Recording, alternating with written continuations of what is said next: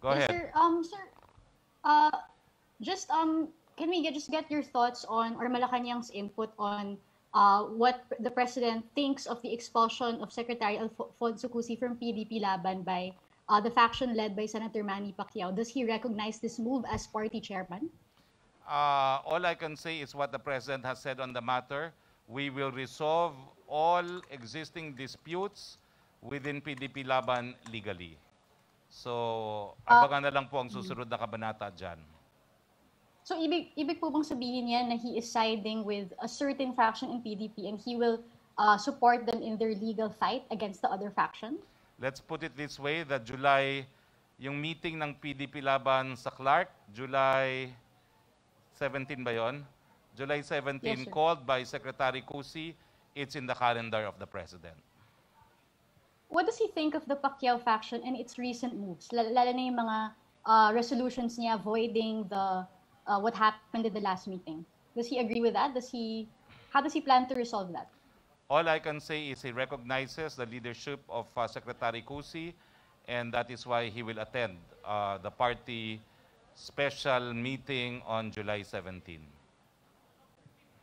Okay. And then, sir, kasi today is the anniversary of the Hague ruling, and a group of fishermen numbering 100, over 100, because the Mangingisda group are saying that despite the 5 years under the administration, Chinese boats are still blocking their access in various parts of the West Philippine Sea and the Spratleys. Can you respond to this? Why is this still happening despite the president's promise that he will fight for the rights of Filipinos in the West Philippine Sea? I dispute that. Ako lang naman ang tumayong abogado ng mga mangingisda galing sa Masinloc, galing sa iba't ibang bahagi po ng Pangasinan.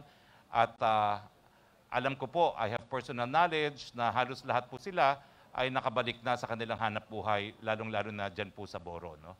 So I dispute that. So you're saying that they're lying?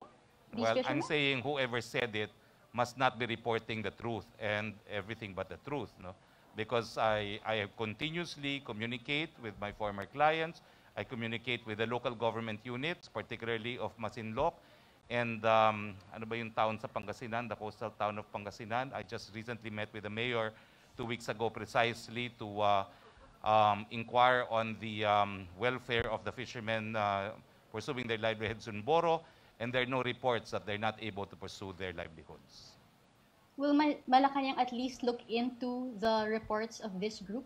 Of course, I will again ask the local officials in the relevant communities to verify if the fishermen are excluded from pursuing their livelihoods in Boro, because I regularly do so, and all the reports that I have received indicate that they are continuing their livelihoods in Boro.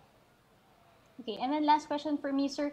Is the IATF studying whether or not to give mRNA booster shots to medical workers administered with Sinovac after experts advising the Thai government and the Indonesian government are recommending that for the Indonesian and Thai medical workers who got Sinovac, they must be given booster shots because of the reports that Sinovac administered medical workers are still getting infected with COVID-19? No such initiative so far.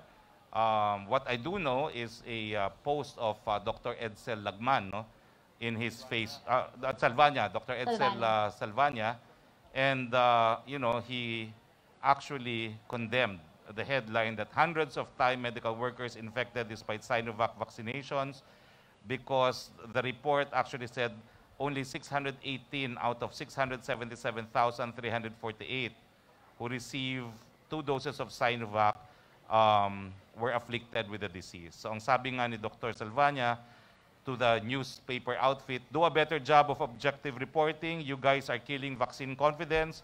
This will cost lives. What's the vaccine effectiveness for those numbers? What's the infectious rate and death rate among unvaccinated? You guys can do better than that. We expect better. The vaccines are working very well, end quote. All right. Thank you, Sec. Thank you very much, Pia.